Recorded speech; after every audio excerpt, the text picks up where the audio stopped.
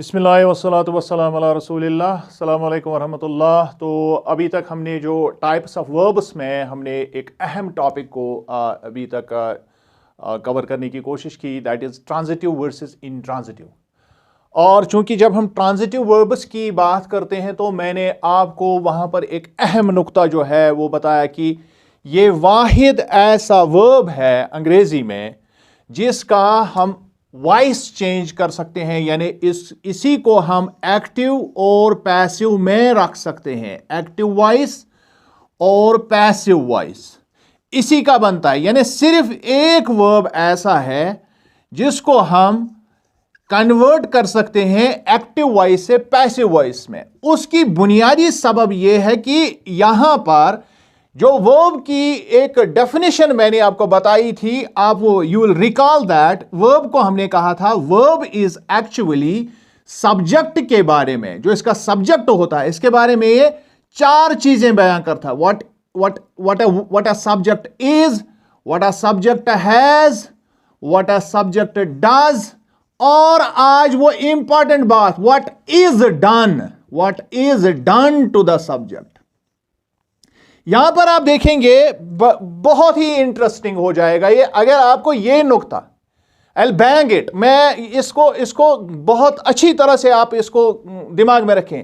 यहां पर एक ही टर्म है, यहां पर भी एक ही टर्म है यहां पर, लेकिन यहां पर दो है। यानी यहां पर जो डू है वो डू जो है इट इज थर्ड फॉर्म। अगर आप यहां पर देखेंगे, मैं बाद में बताऊंगा जो ऊपर चार्ट लिखा हुआ है इसको क्या करना है।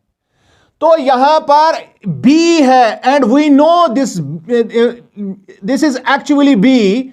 मैंने बी क्यों कहा, क्योंकि ये इज जो है ये उसी से कंजुगेट होके यहां पर प्रेजेंट से हमें बरामद होता है। यहां पर जब आप एक्टिव से पैसिव में जाते हैं तो सबसे इंपॉर्टेंट जो मैंने कहा कि यहां पर हमारा ऑब्जेक्ट होता है दैट रिसीव्स आवर एक्शन। जो एक्शन है उसको हिट करती है, उस ऑब्जेक्ट को हिट करती है। कल के उस हिस्से को आप एक मर्तबा फिर दोहराएंगे तो आपको आसान हो जाएगा। जो आज का लेसन उसके साथ बिल्कुल it is totally in touch with that. अगर आप उसको पहले देखेंगे तो आपको ये आराम से ये सारी चीजें जो आज हम करने जा रहे हैं तो वो आराम से आपको समझ में आ जाएगा। Now let us recall those verb forms.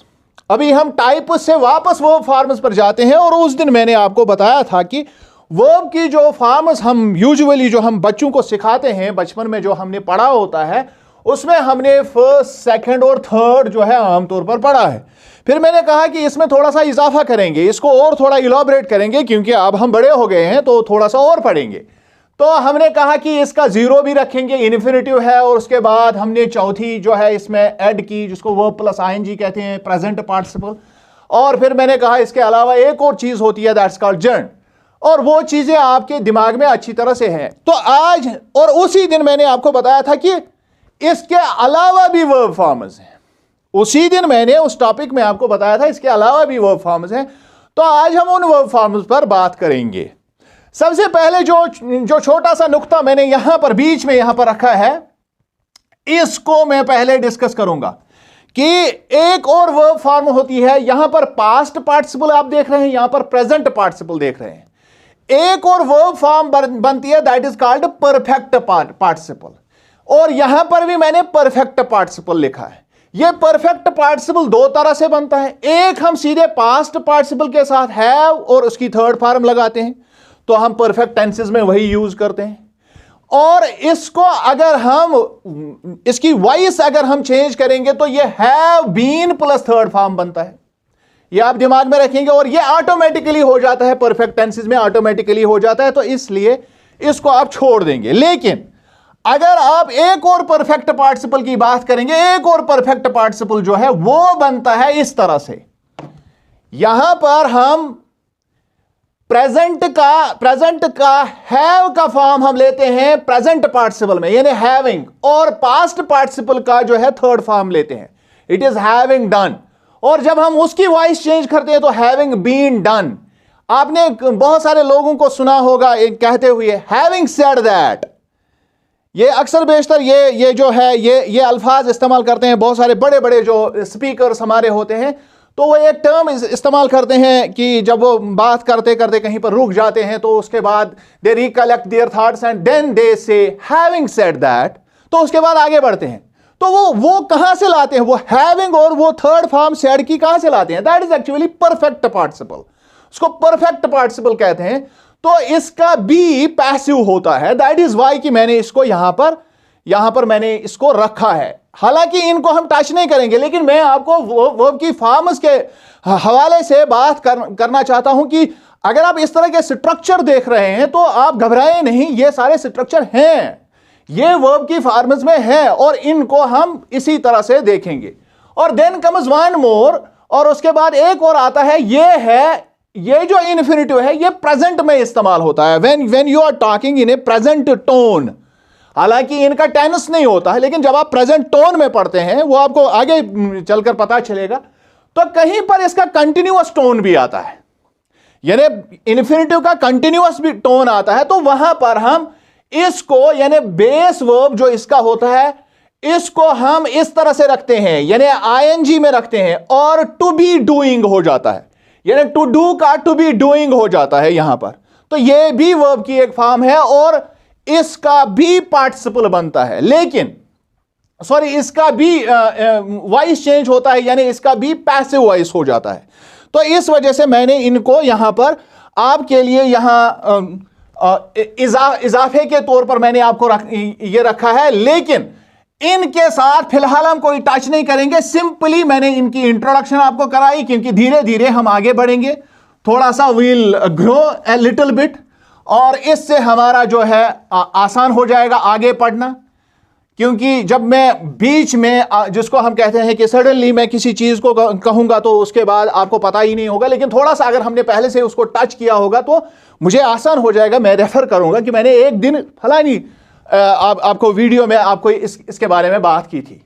अब आप इसको अच्छी तरह से वर्ब फॉर्म्स को अच्छी तरह से आज देखेंगे, क्योंकि पहले से ही you are well versed in that, क्योंकि आपने वर्ब फॉर्म्स को अच्छी तरह से पढ़ा है।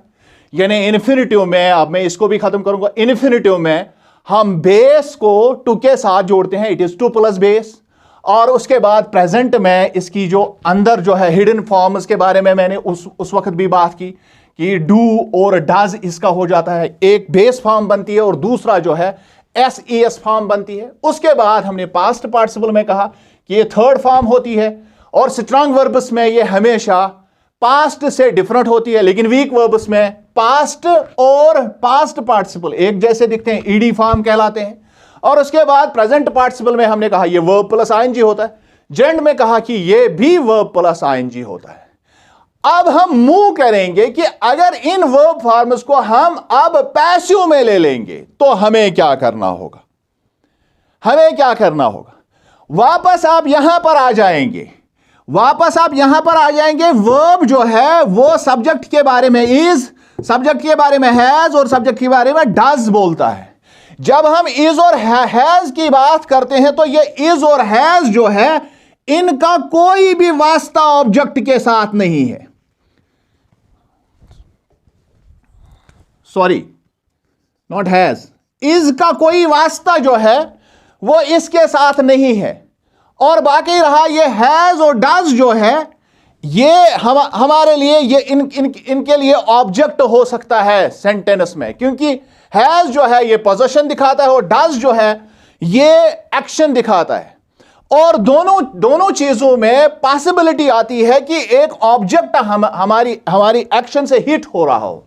और अगर ऐसी सिचुएशन है कि एक ऑब्जेक्ट हमारी एक्शन को फेस कर रहा है, हमारी एक्शन को रिसीव कर रहा है, तो तब जाके हम इस ऑब्जेक्ट को चेंज करके सब्जेक्ट की जगह ले आते हैं, हम इसको सब्जेक्ट की जगह पर ले आते हैं। और जब हम इसको सब्जेक्ट की जगह पर ले आते हैं तो हमें यह कंस्ट्रक्शन करनी पड़ती है, यानी अब कंस्ट्रक्शन हैज और डज नहीं रहता है, अब कंस्ट्रक्शन जो है ये इस तरह की हो जाती है। और जब कंस्ट्रक्शन इस तरह की हो जाती है तो वर्ब की फॉर्म सारी की सारी तब्दील हो जाती है और इस तरह आ जाती है। Now this is passive. यहां टू डू को अब इज का बेस यहां चला जाएगा, यानी टू बी डन हो जाएगा। यानी to plus be plus past participle of do का पास्ट पार्टिसिपल डन, ये सब जगहों पर आप हम डन करेंगे। यानी यहां पर ये डन जो है ये हमेशा थर्ड फॉर्म से होता है। यानी आप याद रखेंगे जब भी हम पैसिव टेनिस बनाते हैं तो पैसिव टेनिस में कोई भी वर्ब जो है जो असल प्रिंसिपल वर्ब जो है वो सारे के सारे प्रिंसिपल वर्ब जो होते हैं वो थर्ड फॉर्म में ही होंगे, उनकी सिर्फ और सिर्फ थर्ड फॉर्म इस्तेमाल होगी। अब मसला यह है, हमने कहा पास्ट पार्टिसिपल, जब हमने पहले एक्टिव वॉइस को पढ़ा तो उसमें हमने कहा कि पास्ट पार्टिसिपल जो है ये खास जगहों पर इस्तेमाल होता है, लेकिन यहां पर हर जगह जो है अब पास्ट पार्टिसिपल इस्तेमाल होता है। तो टेनिस कैसे बनेंगे? तो फिर वही टेनिस वही प्रेजेंट और पास्ट को इस्तेमाल करके बनेगा। किसकी फॉर्म्स? इज, ये जो बी की बेस है इसकी इन फॉर्म से हम फिर टेनिस को मुख्तलिफ चीजों में कन्वर्ट करते हैं। लेट अस सी, जो हम एग्जाम्पल्स में देखेंगे कि ये कैसे होता है। ये सारा था इंट्रोडक्शन, एक्टिव और पैसिव वॉइस का ये इंट्रोडक्शन था। Now let us find it out. जब हम इसको एग्जाम्पल से समझने की कोशिश करेंगे तो मेरा जो इंट्रोडक्शन है आपको फिर इसको देखने की जरूरत पड़ेगी, आप इसको रिपीट करेंगे और उसके बाद ये सारी की सारी एग्जाम्पल्स आपके दिमाग में अच्छी तरह से आ जाएंगी और इंशाअल्लाह इसके बारे में जो है पूरी की पूरी गुफ्तगू जो है हम अच्छी तरह से सारे के सारे टेंसेस को एक मरतबा रिपीट करके देखेंगे। तो हमारे पास टेंसेस जो है वो है प्रेजेंट, उसके बाद आता है पास्ट और उसके बाद आता है पास्ट पार्टिसिपल, सॉरी उसके बाद आता है फ्यूचर, आई एम सॉरी उसके बाद आता है फ्यूचर। अब इसका सिंपल और उसके बाद दूसरा इसका जो आता है दैट इज कॉल्ड, हम उसको कंटिन्यूअस कहते हैं या परफेक्ट, दूसरा आप रख सकते हैं कंटिन्यूअस, तीसरा परफेक्ट और यहां पर भी नंबर 1 जो है सिंपल, उसके बाद नंबर 2 इसका कंटिन्यूअस और फिर नंबर 3 जो है वो है परफेक्ट। और यही हमारे इसके साथ भी होता है, पहले सिंपल उसके बाद कंटिन्यूअस और उसके बाद परफेक्ट। हमें पता है कि यहां पर जो है प्रेजेंट सिंपल में सब्जेक्ट प्लस बेस जो आती है, वर्ब जो आता है, या वर्ब प्लस ईएस और फिर आएगा ऑब्जेक्ट। यह कंस्ट्रक्शन बहुत जरूरी है। यानी जब हम वॉइस को चेंज करेंगे तो यह स्ट्रक्चर होना चाहिए, subject plus verb plus object.